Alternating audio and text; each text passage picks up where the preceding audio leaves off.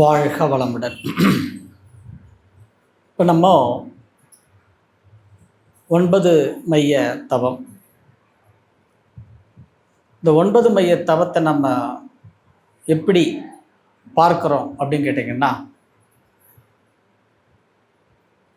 மூலாதாரம் இருக்கு இல்லையா, மூலாதாரத்தில் மனம் வச்சு தவம் செய்யும் பொழுது 9 மைய தவத்தில் மூலாதாரம் என்பது கர்ம சுத்தி. மூலாதாரம் என்ன பண்ணும்? கர்மாவை சுத்தம் பண்ணும். மூலாதாரம் கர்ம சுத்தி. சுத்தின்னு என்ன அர்த்தம்? பியூரிஃபிகேஷன் அர்த்தம். பியூரிஃபிகேஷன், சுத்தப்படுத்துதல். சுத்தம்னா சுத்தின்னா தண்டுவடை சுத்தின்னு சொல்கிறோம்ல, என்னது இது? தண்டுவடத்தை சுத்தம் செய்யும். அது மாதிரி தான் மூலாதாரம் என்பது கர்ம சுத்தி. சுவாதிஷ்டானம், சுவாதிஷ்டானம் இருக்கு இல்லையா, சுவாதிஷ்டானம் என்பது மனஸ் சுத்தி. மனசு சுத்தப்படுத்துறது எது? சுவாதிஷ்டானம். நல்லா ஞாபகம் வச்சுக்க. மூலாதாரம் கர்ம சுத்தி, சுவாதிஷ்டானம் மனஸ் சுத்தி. மூணாவது மணிப்பூரகம். மணிப்பூரகம் தேக சுத்தி. உடம்பு சுத்தப்படுத்துறது எது? மணிப்பூரகம் தான். மணிப்பூரகம் தேக சுத்தி. அநாகதம் நாலாவது. அநாகதம் என்பது ஆத்ம சுத்தி. ஆத்மாவை சுத்தப்படுத்துறது அதுதான் அநாகதம். அஞ்சாவது விசுக்தி. விசுக்தி என்பது பந்த சுத்தி. நம்ம பந்தத்தெல்லாம் சுத்தப்படுத்திடும், விசுக்தி தான். எப்படின்னு பார்க்க போகிறோம். இப்போ பந்தம்னா என்னது? எல்லா உறவையும் வாஷ் அவுட் பண்ணிடும், விசுக்தி தான், பந்த சுத்தி. ஆறாவது ஆக்கினை என்பது ஜீவ சுத்தி. ஜீவனை சுத்தப்படுத்தும், ஜீவ சுத்தி. ஏழாவது துரியம். இதெல்லாம் சுத்தி. இந்த ஏழாவது மட்டும் பர சித்தி. இதெல்லாம் சுத்தப்படுத்தினாதான் பரசித்தி நமக்கு கிடைக்கும். சித்தின்னு என்னது? வெற்றி. இறைவனை நம்ம அடையணுன்றதுல அந்த நோக்கத்தில் வெற்றி கிடைக்கும். இந்த 6 சுத்தப்படுத்தினாதான் 7வது நமக்கு கிடைக்கும். அப்போ பாருங்க, 9 மைய தவத்தில் இந்த 6 நம்ம என்ன பண்ணுறோம்? 6 சுத்தப்படுத்துகிறோம். 6 சுத்தப்படுத்தினோன்னு பரசித்தி கிடைக்கிறது. அந்த சித்தி கிடைச்சோன்னா அது துணையோடு என்ன பண்ணிடுறோம்? நம்ம மேலே உடல் கடந்த நிலையில் போகிறோம். புரியுதுங்களா? அப்போ இந்த 9 மைய தவம் என்பது இதுதான் வித்தியாசம். பஞ்சபூத நவகிரக தவத்திற்கும் துரியாதீத தவத்துக்கும் இல்லாத ஒரு பெரிய நன்மை என்ன? இதில் எல்லா ஆதாரங்களையும் என்ன பண்ணுறோம்? நம்ம இதில் 9 மைய தவத்தில் சுத்தப்படுத்துகிறோம். ஏன் ஆதாரத்தை சுத்தப்படுத்தினா என்ன நன்மை நமக்கு? ஆதாரத்தை சுத்தப்படுத்தினால் நமக்கு என்ன நன்மை கிடைக்கும்? ஸ்ட்ரெயிட்டாக சொல்லிடுங்க. ஆதாரத்தை சுத்தப்படுத்தினால் மூலாதாரம், சுவாதிஷ்டானம், மணிப்பூரகம், அநாகதம், விசுக்தி, ஆக்னா, இந்த மாதிரி ஆதாரங்களை சுத்தப்படுத்தினா நமக்கு என்ன கிடைக்கும்? என்ன கிடைக்கும்? முக்தியா? இங்கே தானே உட்காந்துருந்தீங்க, அங்கே போயிட்டீங்க. இங்கே தானே உட்காந்துருந்தீங்க அந்த அம்மா, அவங்க தானே அவங்க உட்காந்தாங்களே. கேள்வி அதிகமாக இருக்குன்னு போயிட்டீங்களா? இல்லையா? ஆதாரங்களை சுத்தப்படுத்தினால் நோய்களிலிருந்து விடுபட முடியும். நல்லா ஞாபகம் வச்சுங்க. இந்த சக்கராஸ்லேருந்து தான் என்ன சுரக்கிறது? ஹார்மோன் சுரக்கிறது. ஒரு உடம்புல எப்போ நோய் வரும்? ஹார்மோன்ஸு ஏற்ற இறக்கம் வந்தால் நோய் வந்துடும். அப்போ அந்த சக்கராஸை சுத்தப்படுத்தி ஹார்மோன்ஸ் இம்பேலன்ஸாக இருக்குது, பேலன்ஸ் பண்ணிட்டோன்னா நோய் வருமா? அவ்வளோதான். அதுதான் சிம்பிள். அப்போது 9 மைய தவத்தில் நம்ம என்ன பண்ணுறோன்னு கேட்டிங்கன்னா, யோக சக்கரத்தை தூய்மைப்படுத்துறது மட்டும் இல்லாமல் அந்த சக்கரங்களில் நமக்கு ஏதாவது பதிவு இருக்கும்ல. விசுக்தி சக்கரத்தில் பிரச்சனை இருந்ததுன்னா தைராய்டு, அநாகத சக்கரத்தில் பிரச்சனை இருந்ததுன்னா லங்ஸோ ஹார்ட்டோ ப்ராப்ளம், மணிப்பூரக சக்கரத்தில் பிரச்சனை இருந்ததுன்னா சுகர், சுவாதிஷ்டான சக்கரத்தில் பிரச்சனை இருந்ததுன்னா ஆன்சைட்டி, பயம், உயிர் மேலே பயம், இப்படி ஒரு சக்கரத்துக்கும் ஒரு தொடர்பு இருக்கிறது. அப்போ நம்முடைய விதி அந்த சக்கரத்தில் அதை மாதிரி ஒன்று இருந்ததுன்னா, அப்போ இந்த 9 மைய தவம் செய்யும் பொழுது அந்த சக்கரத்தை நம்ம என்ன பண்ணுறோம்? தூய்மைப்படுத்துகிறோம். அப்போ அந்த சக்கரத்தை தூய்மைப்படுத்தும் பொழுது நமக்கு நோய்களிலிருந்து விடுதலை கிடைக்கும். இந்த நோய் எதனால் வருது? வினை பஞ்சபூத நவகிரக தவத்தில் பார்த்தோம் இல்லையா? வினைப்பதிவின் அடையாளம் தான் உடலிலே நோய், உள்ளத்தில் கலங்கம், மனசில் குழப்பம், வாழ்க்கையில் சிக்கல். அப்போ அந்த முதல்ல எது வருது? உடலில் நோய். மனித உடலில் இருக்கிற கர்ம வினை பதிவுகளில் 80% உடல் சார்ந்த நோய்கள் தான் இருக்கும். கர்மா நல்லா ஞாபகம் வச்சுங்க. 20% மனம் சார்ந்த நோய்கள் இருக்கும். இதான் நம்மளுடைய நோய்கள். கர்மாவனுடைய விகிதாச்சாரம் அப்படி தான். இந்த 80% உடல் சார்ந்த நோய்கள்ன்றது உச்சியிலிருந்து பாதம் வரைக்கும் என்ன வேணாலும் வச்சுக்கலாம். உடல் சார்ந்த நோய்கள். 20% மனம் சார்ந்ததுங்கிறது வாழ்க்கையில் நமக்கு ஏற்படுற மனசில் சில பிரச்சனைகள்லாம் வருது இல்லையா? வீண் மனஸ்தாபங்கள் வருது, உறவுல மனஸ்தாபங்கள் வருது, வேற ஏதாவது ஒன்று வந்துருச்சுன்னா மனசில் குழப்பம் வருது, மன நிம்மதி இல்லை, பசங்களை நினைக்கிறோம், கணவரை நினைக்கிறோம், மனைவியை நினைக்கிறோம், அப்பா அம்மா நினைக்கிறோம், அவங்க என்ன இப்படி சொல்லிட்டாங்கன்னு நினைக்கிறோம். அப்போ அந்த மனம் சார்ந்த நோய்கள் 20% தான். இப்போ எது அதிகம்? உடல் சார்ந்த நோய்கள் தான் அதிகம்.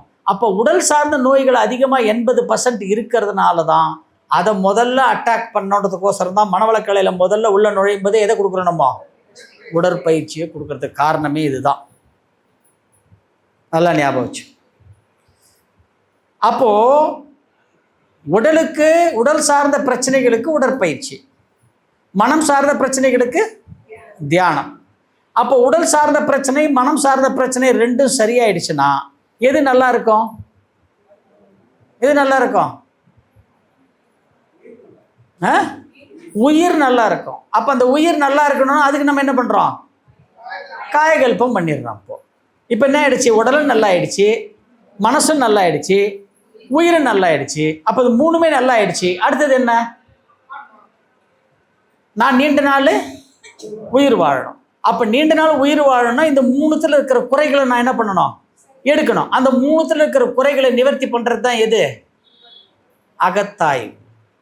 தன்னை அறிதல், தன் குறை உணர்தல், குறைகள் தீர வழிவகுத்தல், வகுத்தபடி வாழ்தல். இந்த 4, இந்த 3 சரியாயிடுச்சுன்னா தானாக நம்ம செல்ஃப் அனாலிசிஸ், இன்ட்ராஸ்பெக்ஷன், அக ஆராய்ச்சி சுய ஆராய்ச்சி நம்ம பண்ண ஆரம்பிச்சிடுவோம்.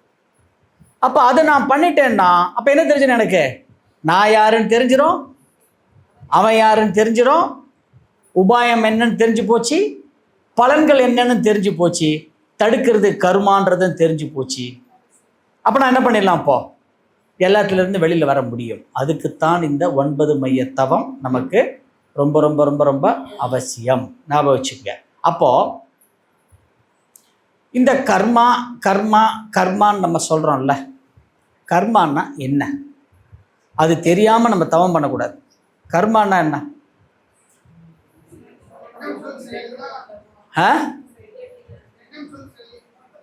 சரி. அப்புறம்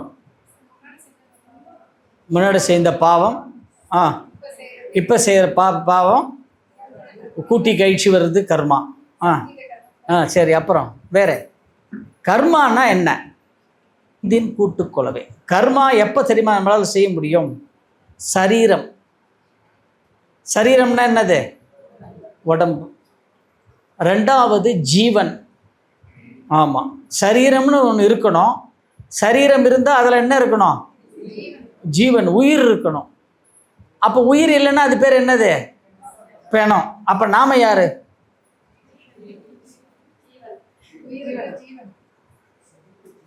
உயிரோடு இருக்கிற பிணம் நாமெல்லாம். உண்மையிலே தான் நம்மளாம் யாரு? உயிரோடு இருக்கிற பிணம். இதுவும் ஒரு நாள் தான் ஆக போகுது. ஆமாம், இதுவும் ஒரு நாள் பிணமாக போகுது. ஞாபகம் வச்சுக்கணும். ஞாபகம் வச்சுக்கணும். இன்னைக்கு நாம் என்ன பண்ணுறோம்? சித்தர்கள் சொல்கிறாங்க இல்லையா? இப்போ நம்ம இந்த வகுப்புக்கு வந்திருக்கிறோம். என்ன பண்ணியிருக்கிறோம்? நம்ம என்ன பண்ணோம்? நம்ம இப்போ செத்த பிணத்தினை கட்டி சுமந்து நம்ம பிணத்தை நாமளே சுமந்து தான் வந்திருக்கிறோம். இப்போங்க யார் பிணத்தை? நம்ம பிணத்தை நம்ம 2 காலால் சுமந்து வந்திருக்கிறோம். இதில் ஜீவன் போயிட்டுன்னா 8 கால் சுமக்குது. நான் சொல்ல, சித்தர்கள் சொல்கிறாங்க 8 கால் சுமக்குது. 4 பேர் தூக்குவாங்க நம்மளை. புரியுதுங்களா? நாம் இப்போ ஜீவன் இருந்தால் அது சரீரம், ஜீவன் போயிட்டுன்னா அது பேர் பிணம். ஞாபகம் வச்சுங்க. அப்போ கர்மா என்பது என்ன அப்படின்னு கேட்டிங்கன்னா, சரீரம் ப்ளஸ் ஜீவன் ப்ளஸ் ஜீவன் இருந்தால் என்ன இருக்கும்? அதில் ஜீவன்னா தான் உயிர். ஜீவன் இருந்தால் என்ன இருக்கும்? ஜீவன் இருந்தால் என்ன இருக்கும்? ஜீவகாந்தம் இருக்குமா? சரி. ஜீவன் இருந்தால் இப்போ நீங்கள்லாம் என்ன பண்ணுறீங்க? இப்போ என்ன பண்ணுறீங்க? நீங்கள் இப்போ இந்த சத்சங்கத்தை கேட்குறீங்களா? என்ன பார்க்குறீங்க, எழுதுறீங்க. புலன்கள். சரீரம் இருந்தா என்ன இருக்கும்? புலன்கள் இருக்கணும். ஆமா. அப்போ சரீரம், ஜீவன் பிளஸ் புலன்கள். இந்த புலன்கள் இருந்தா புலன்கள் என்ன பண்ணும்? இந்த புலன்கள் தான் கர்மாவை செய்ய தூண்டும். இந்த புலன்கள் தான் என்ன பண்ணும்? கர்மாவை செய்ய. இன்னைக்கு காலையில் எங்கள் கிளாஸ்க்கு வந்தீங்களே, உங்களுக்கு தூண்டினது எது? உங்கள் புலன்கள் இருக்குதுன்னு. நான் இந்த கிளாஸ்க்கு கண்டிப்பாக இன்னைக்கு போகணும் அப்படின்னு இருந்தது இல்லை? இருந்துதா? அதுதான் புலன்கள் இருந்தால் என்ன வந்துடும்? ஒரு செயல் வந்துடும். வந்துடுறீங்களா? வந்துட்டீங்க. இப்போ 3:30 மணிக்கு ஏந்து போனவங்களா?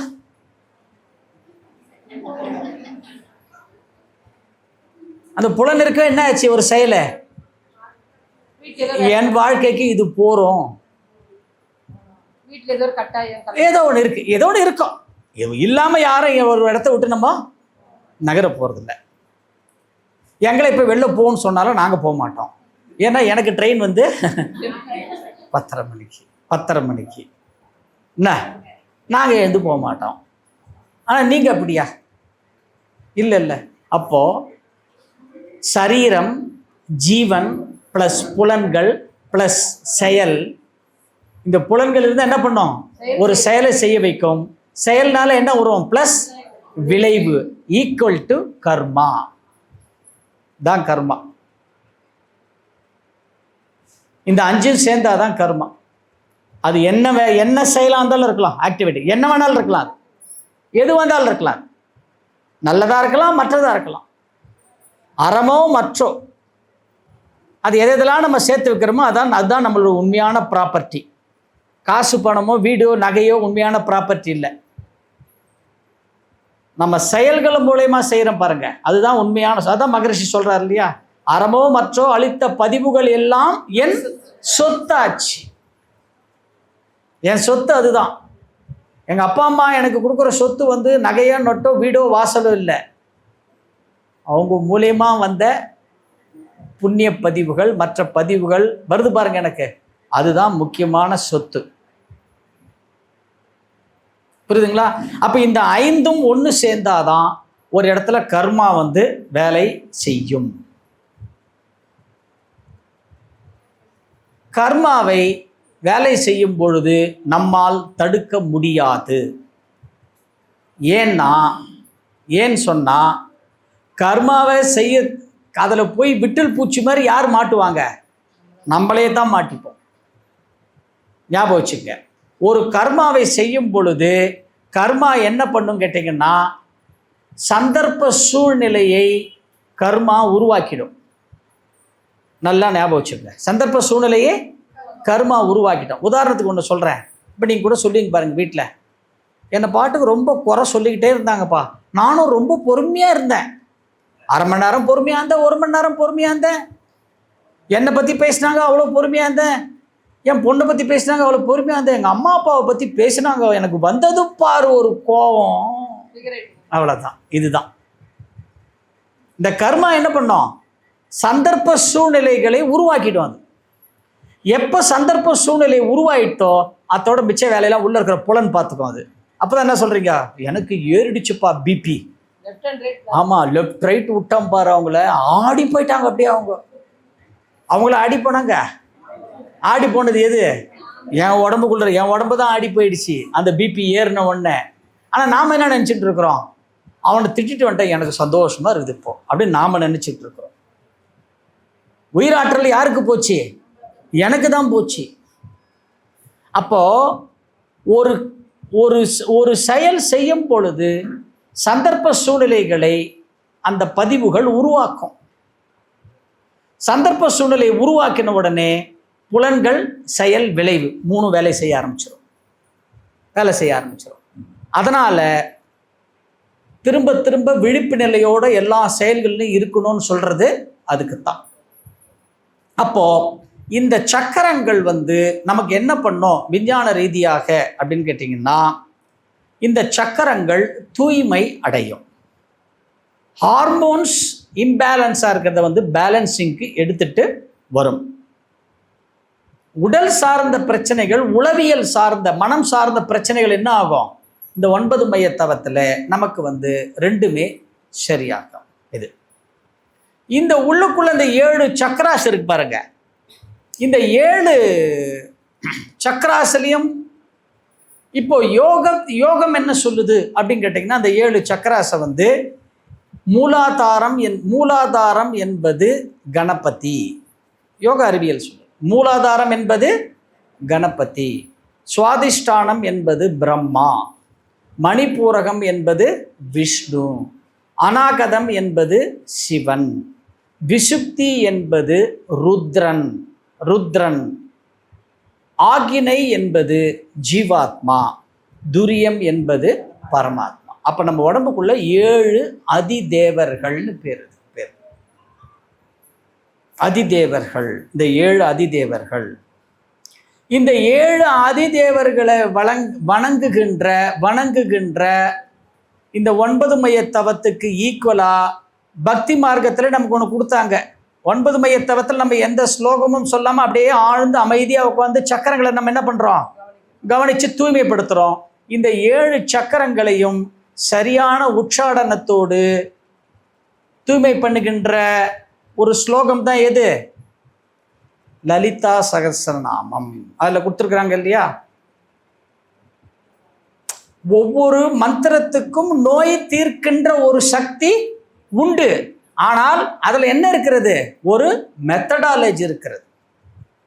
அது பிரகாரம் பண்ணால் அது நடக்கும். ஆனால் நம்ம அது பிரகாரம் பண்ணுறோமா? பண்ணுறதில்லை. சில மந்திரங்கள்லாம் ஏற்ற இறக்கத்தில் கொஞ்சம் விட்டுட்டாலே என்ன ஆகிடும், ஒரு சக்கரத்துக்கு இன்னொரு சக்கரத்துக்கு நடுவில் ஒரு பிடிப்பு வந்துடும், ஸ்ட்ரக் ஆகிடும். அப்போ எனக்கும் தெரியும்னு நம்ம சொல்லிட்டு அவஸ்தைப்படலாம். அப்போ என்ன பண்ணலாம்? 3 நிலைகள் இருக்கு. வைகரி ஜபம், உபாம்சு ஜபம், மானச ஜபம், 3 தவம் இருக்கு. வைகரி ஜபம் அப்படின்னா என்ன அர்த்தம் அப்படின்னு கேட்டிங்கன்னா, நாம் சொல்கிற அந்த ஸ்லோகத்தை, உச்சரிப்பை எல்லார் காதலையும் விழும்படி சொன்னால் அதுக்கு பேர் என்னது? வைகரி ஜபம். எல்லார் காதலையும் விழும்படி சொன்னால் அதுக்கு பேர் வைகரி ஜபம். நீங்கள் ஒரு அக்ஷரத்தை சொல்கிறீங்க, ஒரு மந்திரம் அப்படின்னா உங்கள் உதடு மட்டும் அசையும். நீங்கள் ஏதோ ஸ்லோகத்தை சொல்கிறீங்கன்னு எனக்கு தெரியுது, ஆனால் என் காதில் விழாது. இது பேர் உபாம்சு ஜபம். அதாவது நீங்கள் சொல்கிறது உங்கள் காதுக்கு மட்டும்தான் விழும், பக்கத்தில் இருக்கவங்க காது கூட அது உபாம்சு ஜபம். 3வது, மற்றவங்க காதலையும் விழாது, அடுத்தவங்க காதலையும் விழாது, பக்கத்தில் இருக்க காதலையும் விழாது. நீ ஸ்லோகம் சொல்கிறியானே தெரியாது, மனசுக்குள்ளேயே சொல்கிறேன் பாருங்க, அதான் உபாம்சு ஜபம். அப்போ இந்த 9 மைய தவத்தில் என்ன நடக்கிறது, மெடிடேஷன் என்ன நடக்கிறது, இந்த உபாம்சு ஜபம். மனசு தான் அப்போ அந்த மனசு தான் அந்தந்த இடத்துல மகரிஷி சொல்றார் இல்லையா, மனம் எங்கு குவிகிறதோ அங்கே என்ன குவிகிறது, காந்த ஆற்றல் அங்கே குவிகிறது. அப்ப காந்த ஆற்றல் அந்த இடத்துல குவியும் பொழுது அபரீதமான சக்தி அங்க நமக்கு கிடைக்கிறது. அப்ப இந்த 7 அதிதேவர்கள் இந்த இடத்துல, இந்த 7 இடத்துல இந்த உடம்புக்கு இன்னொரு பேர் என்ன அப்படின்னு கேட்டீங்கன்னா சிவம் அப்படின்னு பேர். இந்த உடம்புக்கு பேர் என்னது? சிவம் அப்படின்னு பேர். இந்த உடம்புக்கு பேர் வந்து சிவம் தான். இந்த சிவம் நம்ம உடம்புல 7 இடத்துல இருந்துகிட்டு இந்த 7 சக்கரங்கள்ல தான் இந்த சிவம் வந்து நம்ம உடம்புல வந்து தாண்டவம் ஆடுகிறது. இந்த 7 ஆதாரங்களுக்கு என்ன அர்த்தம்? 7 சிவ தாண்டவம் அப்படின்னு பேர்.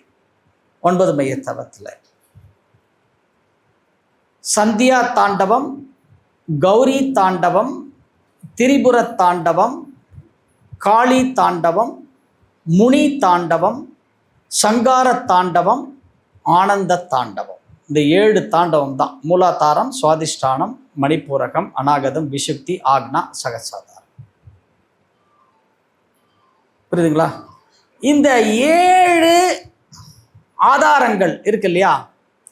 இந்த 7 ஆதாரங்கள்ல எப்படிலாம் கொடுத்துருக்காங்க பாருங்க. நமக்கு இந்த 9 மைய தவத்தை எப்படிலாம் வந்து டெவலப் பண்ணியிருக்காங்க பாருங்க.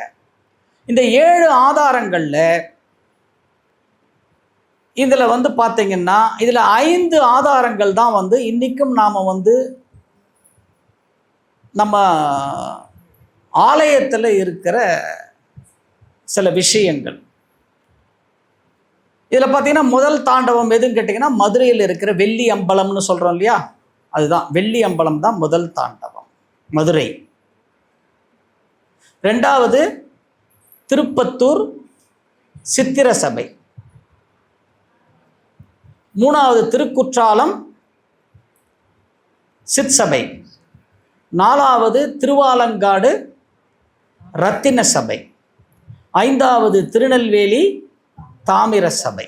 இந்த 5 அம்பலம் தான் மூலாதாரம், சுவாதிஷ்டானம், மணிப்பூரகம், அநாகதம், விசுப்தி. இந்த 5 தான். அதுக்கு அடுத்தது 2 தாண்டவம் இருக்கிறது. சங்கார தாண்டவம், ஆனந்த தாண்டவம் 2 இருக்கிறது. இந்த 5 தாண்டவம் என்ன பண்ணும் அப்படின்னு கேட்டிங்கன்னா நம்மளுடைய தினசரி வாழ்க்கையோடு இணைந்து என்ன பண்ணுவது? அன்னன்னைக்கு நடக்கின்ற பதிவுகள், அன்னன்னைக்கு நடக்கிறத என்ன பண்ணுவது? அப்படியே செயலுக்கேற்ற விளைவுகளை அப்படியே அது வந்து என்ன பண்ணோம்? கொடுத்துக்கிட்டே இருக்கும். இது என்னது? யாராவது கேட்டால் என்ன சொல்லுனா, எப்படி இருக்கீங்கன்னு கேட்டால் என்ன சொல்லுவாங்க? ஏதோ வாழ்க்கை போகுதுப்பா, ஏதோ வருது போகுது, ஏதோ காலையில் எழுந்துக்கிறோம், ராத்திரி படுக்கிறோம், படுத்தா திருப்பி காத்தால எழுந்துக்கிறோம். இதுதான் பண்ணும் இந்த 5. இந்த சங்கார தாண்டவம், ஆனந்த தாண்டவம் இருக்கு பாருங்க. இது 2ம் தான் வந்து ரொம்ப முக்கியம். சங்கார தாண்டவம் என்பது விழிப்பு நிலை. ஆனந்த தாண்டவம் என்பது தான் அதுதான் வந்து சிதம்பர ரகசியம். சிதம்பரத்தில் இருக்கு இல்லையா ரகசியம்னு, அதுதான். அப்போ இந்த 9 மைய தவம் செய்யும் பொழுது இந்த 7 சிவ தாண்டவங்களும் பூர்த்தி பெறும் ஒரு உடலுக்குள்ள. இந்த உடம்புக்குள்ள இருக்கிற சிவத்தை நான் உணரணும்னா, ஏன்னா அந்த உடல் என்பது என்னன்னு கேட்டீங்கன்னா அந்த ஜீவன் என்பது ஒரு சிவம். சித்தர்கள் சொல்றாங்க இல்லையா, ஜீவனே சிவனாட்சி. ஜீவன் தான் சிவனாட்சி. ஆமா, தமிழ் சீவன் சீவன் சொல்லி பாருங்க, என்ன அது? ஜீவனே சிவமாக்குது. இந்த ஜீவன் சிவனா இருக்கிறது எப்போ? இந்த சரீரத்துக்கு உள்ள ஜீவன் இருக்கிற வரைக்கும் தான் அது சிவன், சிவம். அந்த சரீரத்துக்கு உள்ள இருக்கிற ஜீவன் போயிட்டுனா இது வந்து சவம். அப்போ இந்த சிவம் வாழும் காலத்திலேயே ஒரு மனிதன் என்ன பண்ணணும்? உணரணும்னா எனக்கே இருக்கிற பதிவுகளை நான் என்ன பண்ணணும்? குறைக்கணும். இப்போ வந்து இந்த வயசுல இந்த நேரத்தில் ஒருத்தருக்கு வந்து சர்க்கரை குறைபாடு வந்து பேங்க்ரியாஸ் கணையம் செயல் இழக்கணும்னு ஒரு விதி இருக்கும் ஒருத்தருக்கு. இப்போ அந்த விதிக்கு முன்னாடியிலிருந்தே அவர் என்ன பண்றாரு? 9 மைய தவத்தை என்ன பண்றாரு அவர் ரெகுலரா பண்ணிட்டு இருக்கிறார். இப்போ 9 மைய தவத்தை ரெகுலரா அவர் பண்ணும் பொழுது என்ன நடக்கும்? அங்க இருக்கிற செல்கள் சொல்லிடும், உள்ள கம்யூனிகேஷன் கொடுத்துரும். யார் கம்யூனிகேஷன் கொடுப்பாங்க? நம்மலாம் கொடுக்க போறது இல்லை. யார் கொடுக்க போறது? மனித உடல் இருக்கிற செல்கள் தான் கொடுக்கும் கம்யூனிகேஷன். நல்லா ஞாபகம் வச்சுக்கோங்க. ஏன்னா செல்களுக்கு அவ்வளோ பவர் இருக்கிறது. இந்த உலகத்திலேயே சிறந்த கம்யூனிகேட்டர் யாருன்னு கேட்டீங்கன்னா மனித உடலில் இருக்கிற செல்கள் தான். விஞ்ஞானம் நாம சொல்லறது, யார் சொல்றது? விஞ்ஞானம் சொல்கிறது. நேற்று வரைக்கும் நல்லா இருந்தாருப்பா, நைட்டு திடீர்னு உடம்பு சரியில்லை, ஹாஸ்பிட்டலில் போய் அட்மிட் பண்ணுறாங்க, உடம்பை டெஸ்ட் பண்ணி பார்த்தா ஏதோ ஒரு வியாதின்னு சொல்கிறாங்களே. நேற்று வரைக்கும் நல்லா இருந்ததே செல் அந்த உறுப்பில், இப்போ இன்னைக்கு அந்த உறுப்பு கெட்டு போச்சே. அப்போ அங்கே இருக்கிற செல்லு எப்படி மாறிடுச்சு? நல்லா இருந்த செல்லு இப்படி மாறுறதுக்கு இந்த செல்லுக்கு யாரு உத்தரவு கொடுத்தது? அதை தான் இன்னைக்கு விஞ்ஞானம் கண்டுபிடிக்குது. அப்போ அங்க இருக்கிற கணையத்தில் இருக்கிற செல்கள் நல்லா இருக்கும். இந்த மாசம், இந்த வருஷம், இந்த தேதி, இந்த நேரத்தில் அந்த செல்லு கெட்டு போனோன்னு அதுக்குள்ள ஏற்கனவே இன்னும் வந்துருச்சு, ஆணை எதுக்கு வந்துருச்சு. அந்த நேரம் வரும்பொழுது பட்டினத்தார் சொல்றார் இல்லையா, தாயாரும் மங்கையரும் கைவிட்டு தாழ்ந்தன பின் நீ யார் நான் யார் என பகவர் அந்நேரம் ஒரு நோயாரும் வந்து குடிக்கொள்வார். பட்டினத்தார் சொல்றார். அப்ப அந்த நோய் எப்போ வரும்னு நமக்கு தெரியாது. ஒரு சில அறிகுறிகள் மட்டும் கொடுக்கும். ஆனா நாம என்ன பண்ணுவோம்? இது அதுவா இருக்காது, இது அதுவா இருக்காது. நாம கொஞ்சம் விழிப்பு நிலை தவறிடுவோம் ஒரு சில நேரங்கள்ல. ஆனால் அந்த செல்கள் மேல நம்ம நாளைக்கு எனக்கு ஒரு கெட்டது கொடுக்க போகுதுன்ற செல்கள் மேல தினமும் நான் என்ன பண்றேன்? தவத்துல இந்த 9 மைய தவம் எப்பெல்லாம் பண்றேனோ, மணிப்பூரக சக்கரத்திலே மனம் வச்சு தவம் செய்யும் பொழுது அந்த கணைய சுரப்பி என்ன ஆகுது? எனக்கு நல்லா வேலை செய்யுது. நல்லா வேலை செய்யும் பொழுது இது கருமையத்துக்கு மெசேஜ் கொடுத்துரும். நீ எனக்கு இன்ஸ்ட்ரக்ஷன் கொடுத்த, இத்தனாம் தேதி இப்படி மாறுன்னு, மாறுறதுக்கு சான்ஸே இல்லை. ஆள் ரொம்ப ஸ்ட்ராங்காக இருக்கிறார். அவர் ரொம்ப ஸ்ட்ராங்காக அவர் தமம்லாம் பண்ணுறாரு, உடற்பயிற்சியெல்லாம் பண்ணுறாரு, மகராசனம் 2 பண்ணுறாரு, கவுந்து படுத்துக்கிட்டு நல்லா பண்ணுறாரு, ஷோல்டரை கூட தூக்காமல் பண்ணுறாரு, என்னை போட்டு அழுத்துன்னு அழுத்துறாரு. அவர் யார்? கணையம். கணையத்தில் இருக்கிற செல்கள் கம்யூனிகேஷன் பண்ணோம் உடம்புல. நான் சும்மா விளையாட்டுக்கு சொல்லலை. பண்ணுறாரு, காயகல்பம் பண்ணுறாரு, பிராணாயாமம் பண்ணுறாரு, 9 மைய தவம் பண்ணுறாரு.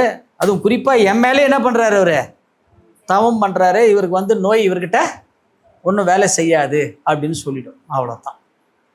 இதுதான் நடக்கும். ஒரு உதாரணத்துக்கு தான் நான் சொல்கிறேன். இது இதே மாதிரி அநாகத சக்கரத்தில் என்ன ஆகும்? ஆற்று சம்பந்தப்பட்ட பிரச்சனைகள் தீரும். சுவாதிஷ்டான சக்கரத்தில் என்ன ஆகும்? நமக்கு மரண பயம் போகும். விசுக்தி சக்கரத்தில் ப்ராப்ளம் என்ன ஆகும்? அது பண்ணால் என்ன ஆகும்? தைராய்டு, இப்போ ஹைப்பர் தைராய்டு, ஹைப்போ தைராய்டு பிரச்சனைகள் நம்ம வெளியில் வரலாம். அப்போ எல்லா சக்கரத்தின் மேலேயும் மனம் வச்சு தவம் செய்யும் பொழுது உடல் சார்ந்து மனம் சார்ந்து அந்த இடத்துல நமக்கு என்ன பதிவுகள் நமக்கு வரப்போறதோ அந்த பதிவுக்கு இப்போதிருந்தே நம்ம என்ன பண்ணிடுறோம்? மேல் பதிவாக பயிற்சிகளை நம்ம என்ன பண்ணிட்டோம்? போட்டுட்டோம். அப்படி போட்டுட்டு வந்தோம்னா யோக பயிற்சிகள் தவங்கள் செய்யும் பொழுது, தொடர்ந்து செய்து வரும் பொழுது, மகரிஷின்னு சொல்றாரு, இந்த மகான்களும் சொல்றாங்க, தொடர்ந்து செய்து வரும் பொழுது கர்ம நோய்கள் கூட நீங்கும் அப்படின்னு சொல்றாங்க. சித்தர்கள் சொல்றாங்க, மகரிஷி சொல்றாரு. இது சித்தர்கள் மகரிஷி சொல்லும் பொழுதுலாம் நாம நம்பல. இன்னைக்கு விஞ்ஞானம் சொல்கிறது. அதை ஒருத்தர் தொடர்ந்து யோக பயிற்சிகள்லாம் 9 வருடங்கள், ஒரு நாள் 2 நாள்லாம் கிடையாது, நல்லா ஞாபகம் வச்சுக்கோங்க. எத்தனை வருடங்கள்? 9 வருடங்கள் ஒருத்தர் தொடர்ந்து யோக பயிற்சிகள் செய்து வந்தால் 2026 மார்ச் 27 28 பண்ணிட்டு 27 பண்ணிட்டு இதோட 2035 மார்ச் 27 பண்ணிட்டு நான் 9 வருஷமா பண்றேன்லாம் சொல்லக்கூடாது. தினமும் பயிற்சி பண்ணணும். நடுவில் ஒரு நாள் 2 நாள் விட்டு போகலாம், அதெல்லாம் பரவாயில்ல. உடம்பு பாடி டியூன் ஆகிடாதுக்கு. ஒருவர் தொடர்ந்து யோக பயிற்சிகள் செய்து வந்தால் அவர்களுடைய மரபு அணுவில் மாற்றம் ஏற்படுகிறது. யார் சொல்றது? இதை இன்னைக்கு மெடிக்கல் ரிசர்ச் சொல்லிட்டார். இதைத்தான் அங்க என்ன சொன்னோமோ, தொடர்ந்து நீண்ட நாள் பயிற்சி செய்து வரும் பொழுது கர்ம நோய்கள் கூட தீரும்னு நம்ம சொன்னோம். சயின்ஸ் கொஞ்சம் வார்த்தைகளை மாத்துது. அதுக்கு சயின்ஸ் வச்சிருக்கிற பேர் என்ன தெரியுமா? டெலோமியர் அப்படின்னு பேர். கூகுளில் போய் போட்டு பாருங்க, டெலோமியர் அப்படின்னு போட்டு பாருங்க. கூகுளில் டெலோமியர் அப்படின்னு போட்டு பாருங்க. மரபணு என்று சொல்லப்படுகின்ற டிஎன்ஏவின் வால் பகுதி அப்படின்னு போட்டிருப்பாங்க. The end cap of the chromosome அப்படின்னு கொடுத்துருப்பாங்க. அந்த மரபணுல என்ன இருக்குன்னு கேட்டீங்கன்னா, பிறப்பு இறப்பு இருக்கும். அந்த பிறப்புக்கும் இறப்புக்கும் இடைப்பட்ட காலம் நம்ம வாழ்க்கைன்னு சொல்ல நம்மளுடைய மொத்த ரெக்கார்டும் அங்கே பதிவாயிடுச்சு ஏற்கனவே. அந்த மெமரி சிப் உள்ள இருக்கிறது. அது எந்த நேரத்தில் எது வரணுமோ அது அங்கே இருக்கும். ஆனால் இந்த யோக பயிற்சிகள், இந்த தவ முறைகள் நம்ம செய்யும் பொழுது தொடர்ந்து 9 வருடங்கள் செய்து வந்தால் சாதாரணமாக இருக்கிற மனிதர்களுக்கு இந்த டெலோமியர் என்பது வளராது. விஞ்ஞானம் சொல்கிறது வளராது. யோகம் தவம் பயிற்சி செய்பவர்களுக்கு டெலோமியர், இந்த குரோமோசோமனுடைய வால் பகுதி நீள்கிறது, வளர்கிறது அப்படின்னு விஞ்ஞானம் சொல்கிறது இன்னைக்கு. சரி, வளர்ந்தா என்ன நடக்கும்? அடுத்தது ஆராய்ச்சி. அந்த வால் பகுதி 1 மில்லிமீட்டர் வளர்ந்தால் மனிதருடைய ஆயுள் 10 வருடம் கூடுகிறது. அடுத்த ஆராய்ச்சி. சரி, ஆயுள் கூடினால் உள்ள என்ன நடக்குது அப்படின்னு கேட்டீங்கன்னா, ஏற்கனவே இருக்கிற பதிவுகள் சிதைகிறது. அதுதான் நம்ம என்னன்னு சொல்றோங்க, கர்ம நோய்கள் கூட மறையும்னு சொல்றது. மகரிஷி சொல்லும்போது நம்ம ஒத்துக்க வேண்டாம், மகான்கள் சொல்லும்போது ஒத்துக்க வேண்டாம். ஆனா இன்னைக்கு அறிவியலே சொல்லுதே. நம்ம எதுக்கெடுத்தாலும் நம்ம என்ன சொல்லுவோம், சயின்ஸ்ன்னு சொல்லுவோம்ல. அப்ப இன்னைக்கு சயின்ஸே என்ன சொல்லுது? அதைத்தானே சொல்லுது. அப்போ நம்ம சயின்ஸுக்காவது மதிப்பு கொடுப்போமே இல்லையா? அப்போ பரம்பரை பதிவுகளை கூட, பரம்பரை பதிவுகளே போக்கக்கூடிய பயிற்சிகள் நம்ம செய்யறோம்னா தன்வினையும் பின்வினையும் நம்ம என்ன பண்ணிடலாம், ஈஸியா நம்ம ஈஸியா சமாளிச்சிடலாம். அது ரெண்டுத்து. எதுக்கு விடை கிடைக்கலையோ அதுக்கே நமக்கு வாழ்க்கையில் விடை கிடைச்சிருச்சே. மிச்சம் 2 பத்தி நம்ம கவலைப்படணுங்கிற அவசியம் நமக்கு இல்லை இல்லை இல்லையா? அப்போ இப்போ சொல்லுங்க, நீங்க 9 மையத்தவம் நாம பண்ணணுமா வேண்டாமா? சத்தமா சொல்லுங்க. பண்ணணும். இப்போ 9 மையத்தவம் நாம இப்படி நீங்க என்ன சார் காலையிலேருந்து துரியாதி தவம் தான் சிறந்தது நீங்க, அடுத்தது பஞ்சபூதன தவம் அதோட சிறந்தது நீங்க, அவ்வளவுதான். ஒவ்வொரு தவமும் சிறந்தது. 9 மாணிக்கம். அது 9 தவங்களும் நவ கிரகங்கள், 9 தவங்களும் இல்லையா? அப்பேற்பட்ட அதி அற்புதமான தவம் இந்த 9 மைய தவம். அதான் சொன்னாங்க, ஒரு கதை கூட சொன்னாங்க, அந்த ஆத்மதேவர் கதை கூட சொன்னாங்க பாருங்க. நமக்கு கர்மால ஒன்று வாய்ச்சிடுச்சு அப்படின்னா அதை மீறி நம்ம செயல் எதுவும் நம்ம செய்யக்கூடாது. அதை மீறி நாம் ஒரு செயலை செய்தால் அதனுடைய பலனை அவர் என்ன பண்ணுறாரு? அந்த மகான் சொல்லும்போது ஒரு ஏற்றுக்கல, கடவுள் உனக்கு எது நியமனமோ அதை ஏற்றுக்கோ. எத்தனையோ பேர் உன்ன மாதிரி வரம் வாங்கிக்கிட்டு போய் அதுக்கப்புறம் ஏன் இந்த குழந்தை பிறந்ததுன்னு எல்லாம் கஷ்டப்பட்டவங்கெல்லாம் இருக்கிறாங்க இல்லையா? நம்ம நடைமுறை வாழ்க்கையிலேயே பார்க்குறோமே, நம்ம எல்லா இடத்துலையும் பார்க்குறோம். அப்போ அவர் என்ன பண்ணாரு? அதெல்லாம் மீறி என்ன பண்ணார்? அவர் எனக்கு வேணும் அப்படின்னு அவர் கேட்டார். கேட்டதனுடைய பலன் என்ன பண்ணார்? வாழ்க்கையில் அவர் அனுபவிச்சார். அது போலத்தான் நமக்கு என்ன நியமனமோ அந்த நியமனம் படி நம்ம வாழணும் அப்படின்னு சொன்னால், இறைவன் கொடுத்துருக்கிற இந்த சரீரம் நமக்கு கொஞ்ச காலம்தான். ஞாபகம் வச்சுக்கோங்க. எவ்வளோ காலம்? கொஞ்ச காலம்தான். ஏன்னா நாம் எல்லாமே முதுமையை நோக்கி தான் போயிட்டுருக்குறோம் வாழ்க்கையில், இல்லையா? யாராவது பழசுக்கு போகிறோமா? முதுமையை நோக்கி தான் போடுறோம். முதுமையை நோக்கி போடுறோம். அதை வேற நம்ம இனிய பிறந்தநாள் வாழ்த்துக்கள் நம்ம இனிமையாக அதை கொண்டாடுறோம், சந்தோஷமாக கொண்டாடுவோம், வேண்டான்னு சொல்ல. நம்ம சந்தோஷமாக எல்லாம் கொண்டாடணும். ஏன்? நம்முடைய பயணம் இறைவனை நோக்கிய பயணம். அது இறைவனை நோக்கிய பயணத்தில் நாம் போயிட்டுருக்குறோம். அப்போ வாழும் காலம் என்பது நமக்கு வருஷ கணக்குன்னு பார்க்காதீங்க, கொஞ்சம்தான். கண்ணை மூடி கண்ணை திறக்கிறதுக்குள்ள டைம் போயிட்டே இருக்கும். அதான் காலையில் சொல்லிட்டு இருந்தேன் ஐயா கிட்ட கூட, நான் இங்கே வகுப்பு எடுத்தேன் கரெக்டாக 5 வருஷம் ஆயிடுச்சு, 5 வருஷம் கழிச்சு தான் இங்கே வரேன். இப்போ 5 வருஷம் ஆயிடுச்சு அதுக்குள்ளேயும் வகுப்பு இந்த மன்றத்தில் எடுத்து அப்படின்னு இப்போ யோசிக்கிறோம். 5 வருஷம் ஆயிடுச்சா வகுப்பு எடுத்து? பாருங்கள், 5 வருஷத்தில் எவ்வளவு மாற்றங்கள். இப்போ தான் வகுப்பு எடுத்த மாதிரி இருக்குது நாங்கள் இதே மன்றத்தில் ஆனால் எத்தனை வருஷம் ஓடி போச்சு? 5 வருஷம் ஓடி போச்சு. கண்ணை மூடி கண்ணை திறந்த மாதிரி இருந்து 5 வருஷங்கள் ஓடி போச்சு. அது மாதிரி தான் வாழ்க்கை போய்கிட்டே இருக்கும். எது ஒன்றுமே ஞாபகம் வச்சுங்க. இப்போ ஒரே ஒரு கேள்வி கேட்குறேன். இப்போ நான் உங்ககிட்ட தான் அந்த கேள்வி கேட்குறேன், உங்ககிட்ட தான் ஒரு கேள்வி கேட்குறேன். இப்போ நீங்கள் கரெக்டாக ஆன்சர் பண்ணணும். நீங்கள் உங்கள் அம்மா வயிற்றிலிருந்து உங்கள் அம்மாவுக்கு டெலிவரிக்கு ஹாஸ்பிட்டலில் அட்மிட் பண்ணி உங்கள் அம்மாவுக்கு பிரசவ வலி எடுத்து உங்கள் அம்மா வயிற்றிலிருந்து நீங்கள் வெளியில் தொப்புள் கொடியை கட் பண்ணி உங்களை அழகாக தொடச்சி ஒரு டவலில் சுற்றி உங்கள் பாட்டிக்கிட்ட உங்களை கொடுத்தாங்களா? ஞாபகம் இருக்குதா?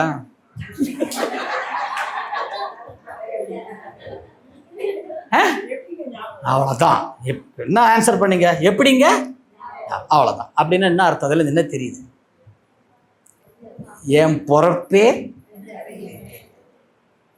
அதே போல நாம் இறக்கும் பொழுதும் அதை தான் சொன்னாங்க அம்மா. அநாகதத்துக்கும் விசுப்திக்கும் நடுவில் தான் மரணம் நிகழும்.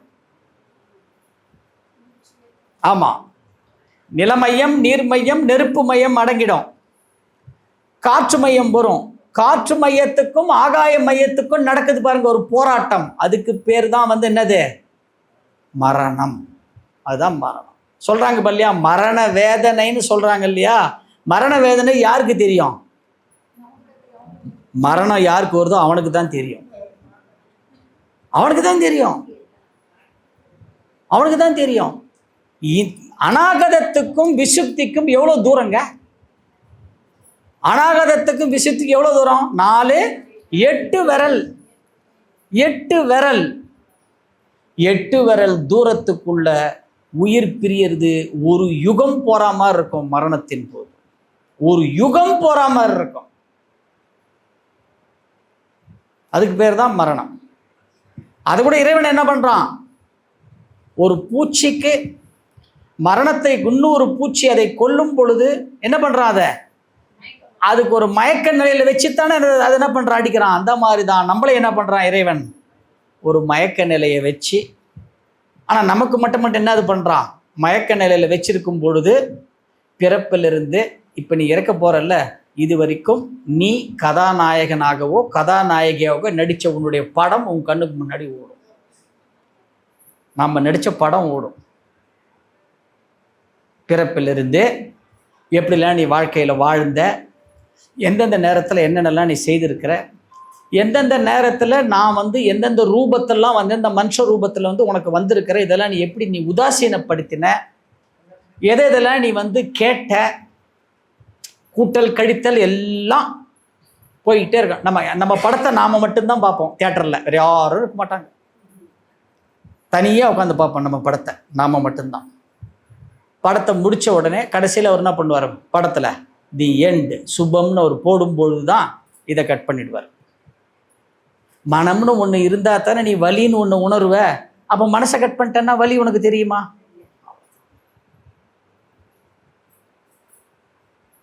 அப்போ நம்ம வாழப்போகிற வாழ்க்கை இருக்கு பாருங்க, இருக்கிற வாழ்க்கை. இப்போ இன்னைக்கு வெள்ளிக்கிழமை இல்லையா? நேற்று வியாழக்கிழமை. இதே வியாழக்கிழமை அடுத்த வாரம் வரும். வருமா வராதா? வரும். இதே போல் ஒரு மார்ச் மாதம் அடுத்த வருஷம் வருமா வராதா? வரும். இதே போல ஒரு 26ஆம் தேதி தேதி வருமா வராதா? வரும். திருப்பியும் 2026 நம்ம பார்ப்போமா? அவ்வளோதான். அப்போ நேற்று உன் கையை விட்டு முன்னால் பிடிக்க வைக்க முடிஞ்சுதா? அதை இப்போ நாளை காத்தால வரப்போகிறது வரும்ன்றது நமக்கு என்ன? நாளை காத்தாலன்றது ஒன்று வரும், அதை நான் பார்ப்பேனான்றது நமக்கு நிச்சயம் உண்டா? இல்லை.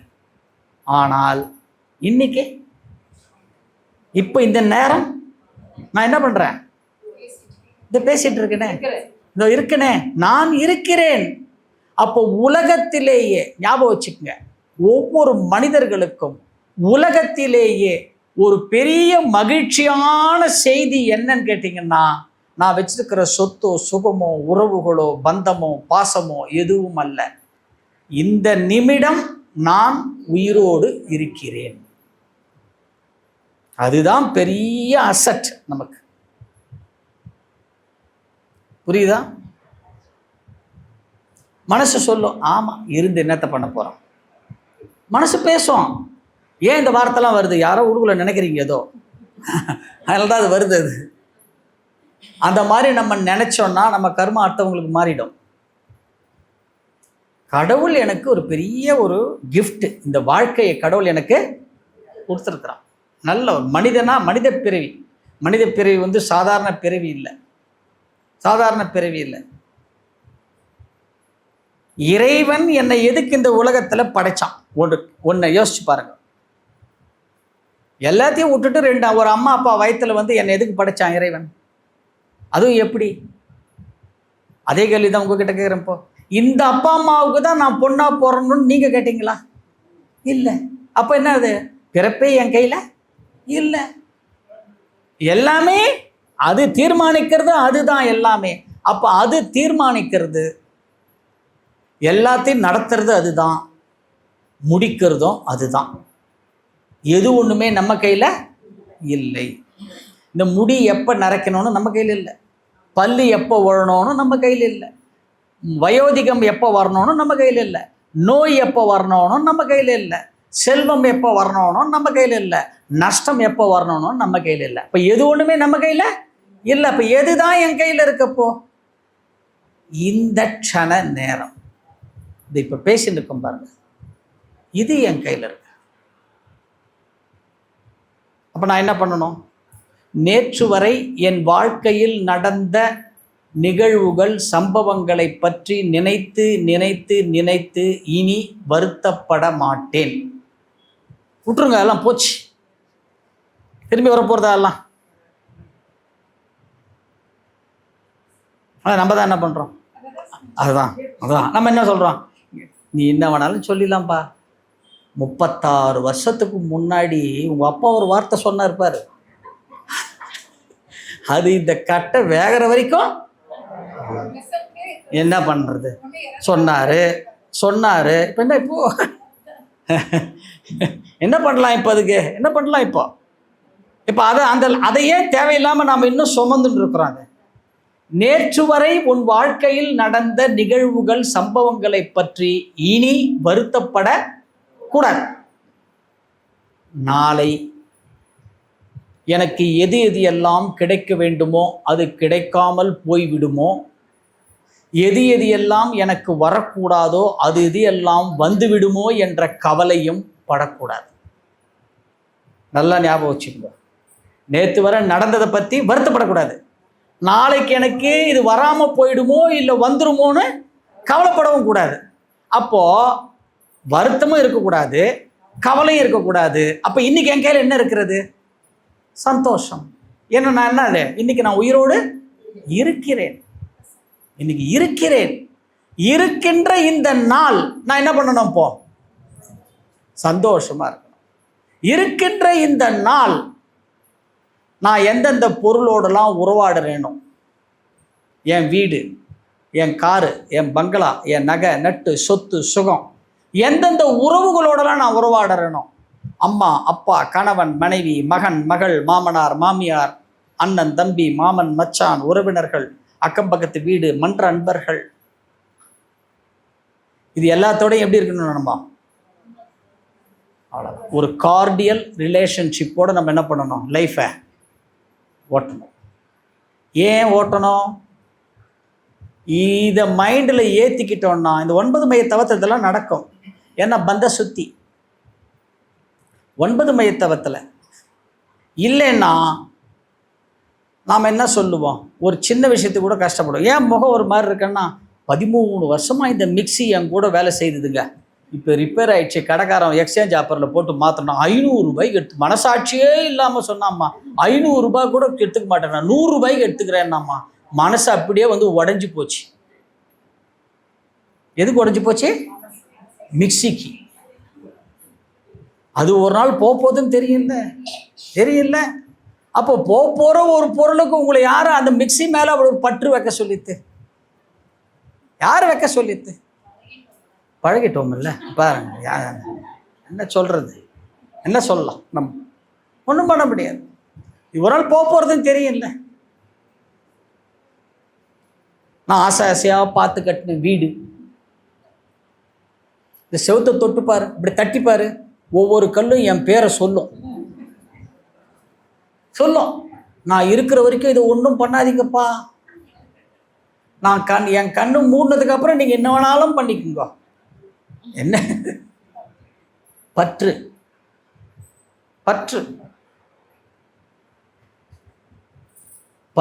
தான். ஞாபகம் வச்சுக்கங்க. பதிவுகளில் நாம் சிக்குவதற்கு காரணமே எது? பற்று தான். ஞாபகம் வச்சுக்கங்க. உங்ககிட்ட ஒரு கேள்வி கேட்குறேன்.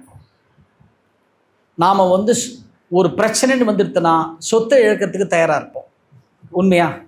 ஒரு வீடு வாசலை இழக்கிறதுக்கு தயாராக இருப்போம். எல்லாத்தையும் இழக்கிறதுக்கு தயாராக இருப்போம். நம்ம கணவனையோ நம்ம மனைவியோ நம்ம குழந்தைகளை இழக்கிறதுக்கு நம்ம தயாராக இருப்போமா? ஏன்? அவ்வளோ அது மேலே அவ்வளவு பற்று. அது கொண்டு வந்துருச்சுன்னா என்ன பண்ணுறோம் நம்ம உடனே? ஆனால் ஏன் வந்தது? அதனுடைய பதிவு. அதுக்கு வரணும்னு இருக்கு அந்த பதிவு. அதுதான் வந்திருக்குது. என் கணவனுக்கு வந்துருச்சே, என் மனைவிக்கு வந்துருச்சே, என் குழந்தைகளுக்கு வந்துருச்சே, நீ என்னதான் புலம்பியும் பிரயோஜனம் இல்லை. நீ என்ன பண்ணலாம்? ஒரு வாழ்த்து பண்ணலாம், ஒரு தவம் பண்ணலாம், அதுக்கு உண்டான முயற்சிகள் எடுக்கலாமே தவிர வந்துருத்தேன்னு அந்த சுமையும் சேர்த்து உங்க சுமையோட நீங்க சுமக்க கூடாது. ஏன்னா நம்ம சுமையே எக்ஸஸ் நிறைய இருக்குது, லக்கேஜ். நம்ம இல்லை இன்னும் சுமக்க முடியல. அதை சுமக்க முடியாமத்தான் இப்படி சாஞ்சி உட்கார்ந்துட்டு இருக்கோம். நம்ம இப்போ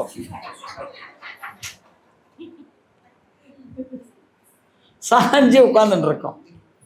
நம்மளாலே சுமக்க முடியல நம்ம சுமைய. இதுல வேற இன்னும் பெரிய அம்மா எழுந்துக்க வேண்டாம்மா, சாஞ்சிக்குங்கம்மா, நீங்க சாஞ்சிக்குங்க, ஃப்ரீயா சாஞ்சிக்குங்க. பாருங்க அம்மா தைரியமா இன்னும் கொஞ்சம் ஸ்ட்ராங்கா ஓட்டுறாங்க பாருங்க. இந்த அம்மா நீங்க சொன்னோட இன்னும் ஸ்ட்ராங்கா ஓட்டுறாங்க பாருங்க. அப்போ எந்த சுமையும் தயவு செய்து புதுசா ஏத்துக்காது. நல்லா ஞாபகம் வச்சு. எல்லாமே அது எதுக்கு வருது, எல்லாமே பாசிங் கிளவுட்ஸ் மாதிரி போகும். உங்க வாழ்க்கையில ஒரு துயரம் நடந்ததுன்னா துவண்டு விடாமல் ஏற்கனவே நடந்ததை நினைச்சு பாருங்க. இதெல்லாம் தாண்டி நான் வந்திருக்கேன்ல, அப்ப இதையும் நான் தாண்டி வந்துடுவேன். ஒரு பாசிட்டிவ் எண்ணங்களை போட. ஏன்னா இதெல்லாம் எதுக்குன்னா இதெல்லாம் 9 மைய தவத்தில் தான் இது எல்லாமே உங்களுக்கு வரும். நல்லா ஞாபகம் வச்சுங்க. அப்பேற்பட்ட அற்புதங்களை கொடுக்கும் இந்த 9 மைய தவம். இன்னொன்று என்ன பண்ணு கேட்டீங்கன்னா, அந்த பந்த சுத்தி என்ன பண்ணும் அந்த 9 மைய தவத்தில் அப்படின்னு கேட்டிங்கன்னா, உங்களுக்கு 2 விஷயத்தில் ஒரு பெரிய ஒரு வைராக்கியத்தை கொடுக்கும் 9 மைய தவம்.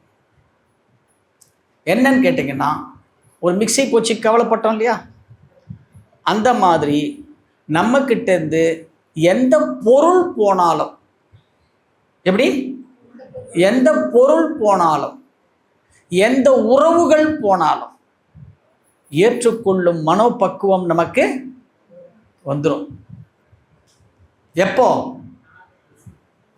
தவம் நம்ம சரியா செய்யும் பொழுது என்ன பக்குவம் கிடைக்கும்னா 2 பக்குவம் கிடைக்கும்.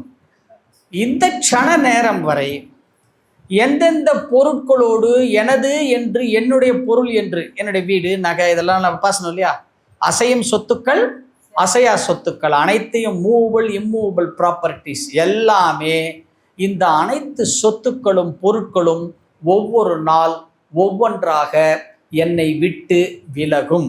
அதை நான் மனதளவில் ஏற்றுக்கொள்கிறேன். ஏற்றுக்கணும். அல்லது இவை அனைத்தையும் விட்டுவிட்டு ஒரு நாள் நானே சென்று விடுவேன். இந்த ரெண்டுத்துல ஒன்று நடக்க போறது. ஒன்று ஒரு பொருளாக போக போகிறது, இன்னொன்று நானே போடுவேன். நானே போகிறேன்றது கொஞ்சம் காலம் இருக்கு.